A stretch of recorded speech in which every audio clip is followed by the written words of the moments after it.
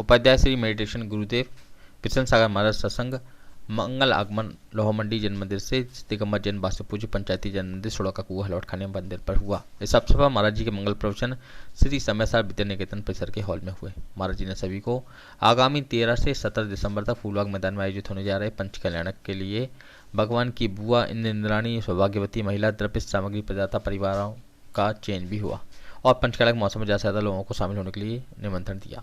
प्रबंधकारिणी समिति के अध्यक्ष सतीश जैन, ठेकेदार उपाध्यक्ष राजेंद्र जैन, सचिव नेमीचंद जैन, कोषाध्यक्ष सुरेंद्र जैन, सुमित जैन, महेश जैन सराफ, गणेशलाल जैन, कृष्णलाल जैन, दिलीप जैन, कमल जैन सहित कई लोगों ने महाराज जी को श्रीफल भेंट कर उनका आशीर्वाद प्राप्त किया।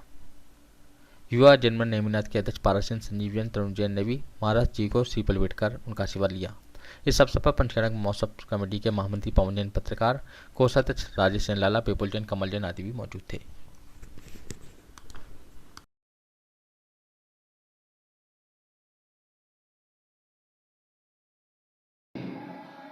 हमारी पांचों इंद्रियां वशीभूत हो जाती हैं। जिन्हें भगवान की जो वाणी में रम जाते हैं, आचार्य कुलकुल देव कह रहे हैं, उनके सारे मिथ्या दूर हो जाते हैं, उनके सारे कर्म भाग जाते हैं, पलायन कर जाते हैं। इतनी महान शक्ति इस जिनवाणी को पढ़ने से।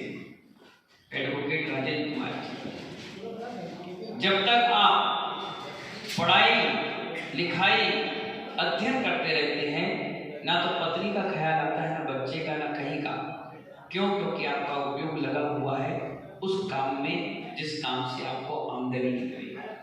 इसी प्रकार जिनवाणी का स्वाध्याय अगर कर रहे हैं तो आचार्य कहते हैं इस पंचम काल में उससे बड़ी तपस्या आपके हाथ में और कुछ है। सबसे बड़ी तपस्या है मन को एकाग्र करना। किसको एकाग्र करना? और मन एकाग्र होगा ही स्वाध्याय से, पढ़ाई लिखाई से।